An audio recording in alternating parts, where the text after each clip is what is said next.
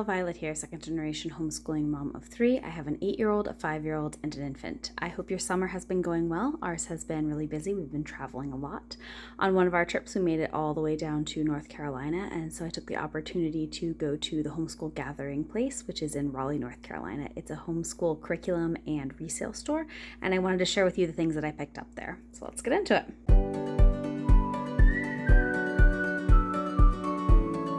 So in my subject-specific professional development books video, I shared a book called Helping Students Make Sense of the World Using Next-Generation Science and Engineering Practices. I highly recommend that book, by the way. I thought it was excellent. They referenced this book in that book, and so I've been really curious about this book for a long time.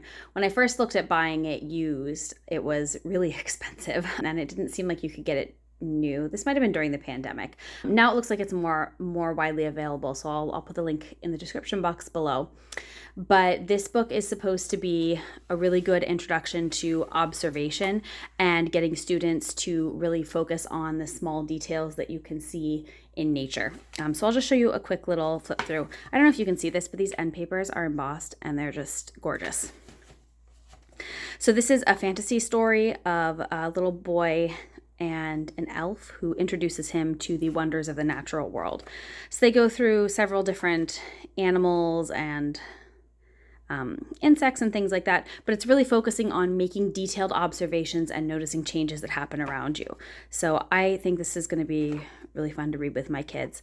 I shared in my family subjects video for the next year that we're going to read Pagoo, and then I have a couple of science books that we'll maybe read next, and I'm going to add this to the stack of things that we might read after we finish Pagoo. So I was really excited to find this because I've been looking for it for a while. The next thing that I bought was the 4th volume of Story of the World. As I've been planning for our upcoming school year, I've been reading large portions of volume 3, and I've been liking the way that it's written, and there isn't a whole lot for modern history, so I'm like 99% certain we're going to use this after we do volume 3. So it was really nice to find the revised edition in hardcover, and it's in really good shape. All the books that they sell are in really good shape. Like, for example, this next thing that I purchased, all of their workbooks this one's used. They have new stuff to buy as well, but they have a huge consigned used section, and so all the workbooks are unwritten in that section or very lightly used. So this one is completely new, and we've done level 1 and 2 of first language lessons. We're going to do level 3 the upcoming year. I bought this not for this coming school year, but for the school year after that. I don't usually buy curriculum that far in advance, but I was really excited to be able to look at used curriculum in person. And it's really hard buying workbooks used online because a lot of the time they are in very good condition or like new, and then you get them and they've been written in, which is always a bummer. So I was excited to find those things. And that is actually all that I purchased. Everything else that I'm going to show you was free. They have these tons of boxes outside the front of the store that are just full of free curriculum that either didn't meet their standards for selling or people have just put out there for other people to take. So the first thing that I got was this Usborne Adding and Subtracting sticker book. And I actually got this for my son. He's 5, he's going into kindergarten, but his math skills are a bit advanced. So you can see he didn't do any of the writing in this. His fine motor is not up to doing that, but he actually did most of these problems. He just did them with us orally in the car, and he did all the activities that there were stickers for. He put the stickers in the right spot. So the adding and subtracting, it's mostly adding two two-digit numbers together, and that's right at his level. He was able to do that in his head with only a tiny bit of difficulty. So that was a really good thing for him to do in the car. A good find for that. The next thing that I grabbed from the 3 bin was this Writing Strands program. I don't really see people talking about this much, and I think it's because it's out of print. There is something called Writing Strands now. Master Books bought this program, but they kind of have totally changed it, and it's not secular anymore. This old version with the bird cages on the cover, they're all secular. And so I grabbed these because I remember using them when I was a kid, but I don't remember using them for very long. And I asked my mom about them after I picked them up, and she was like, yeah, those covers look familiar, but I don't remember anything about them. So then as I was looking at them more closely, I don't think we're going to end up using this. I don't think it's a bad curriculum. I just think it doesn't accomplish what I am looking for in a writing curriculum.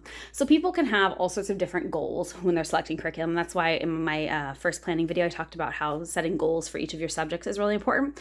So for writing, for me, what I want my kids to be able to accomplish by the time they're done with, I'm sort of planning like through the end of 8th grade, I want them to be able to write academic papers, essentially. I want them to be prepared for academic writing in high school. I don't really care a whole ton about exposing them to other kinds of writing, in that I don't want to make them write other kinds of writing. They certainly will be reading a lot of different kinds of writing, but I'm not going to make them write non-academic writing if they aren't interested in it. I, as a kid, found non-academic writing to be painfully excruciating, and my husband as well. Just the kind of people that we are, those kinds of like being creative on demand tasks were so difficult, and so that's not something that I'm going to ask my kids to do unless they show an interest in that. This curriculum, it's from the National Writing Institute, and so its goal is to expose kids to a lot of different kinds of writing, and so it focuses a lot more on like kinds of creative writing that I just don't feel the need to do with my kids. So if you are looking for a curriculum for a kid who does have a strong interest in non-academic writing, this might be something that's worth looking at. The other thing that I noticed about this, when I was looking at it, is that here's the 4 strands: creative, basic, descriptive, and organization in this book. The other thing that I was noticing when I was looking at this is that I do think the sequence of activities that are presented makes sense in terms of teaching kids how to organize their writing, but I don't think that it's scaffolded in a way that will be easy for kids who struggle to produce anything. So like if your kid stares at a piece of paper and just has no idea what to write, you're going to need either something else or something in addition to this. So this doesn't accomplish what I want from a writing program, but I'm not going to get rid of it yet because I do think that it might be a good fit for some kids. Specifically for us, I'm thinking if I have a kid who is really interested in more than just academic writing, this would be a really good program to go through, especially if I pair it with a writing program that does build those very scaffolded kind of intermediate steps between having thoughts and then putting thoughts down on paper. I'm thinking specifically either of Susan Wise Bauer style writing programs or something like Write by Number. Write by Number actually I think would pair really well with this because you could use the prompts from this and then the scaffolding and instructions from Write by Number instead of having to come up with your own prompt for Write by Number every time. You could kind of intersperse prompts from this versus prompts from like history or science or whatever. So I'm not going to get rid of this yet, but I also don't anticipate using it. So we'll see. I will add it to my shelf in the basement and we'll see if I end up using it. I don't think it's a bad program, but it doesn't do what I want. And then the last 2 things I picked up were just little kind of activity things for my kids. So this is a binary bracelet activity. This Scientale is a nonprofit that is local to North Carolina. So they run activities down there. And this I think was just a kit from one of their activities that was left over, but I'll show it to you because my daughter had fun doing it. So they give you the binary alphabet and then 2 colors of beads, and you can string your name or a code or whatever you want. So my daughter had fun making her name and then her best friend's name. And then I also grabbed these Magic School Bus cards. I don't think this is a complete set, but these looked pretty easy for my daughter to just grab if she's feeling like doing a science experiment.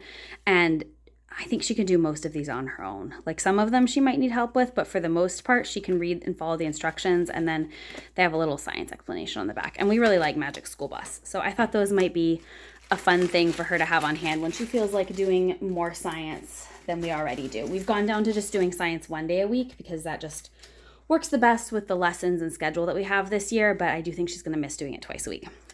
And then the last things I grabbed were just a magnifying glass. Can never have too many of those. And then these timers, we are always losing them. And my kids like making their own games too, and then we can use timers for that as well. So that is everything that I got at the Homeschool Gathering Place. I hope you enjoyed this. I hope you found it helpful. I will link everything that I can in the description box below. I am an Amazon affiliate, so if you click on an Amazon link and make a purchase, I do receive a small commission. Thank you for watching.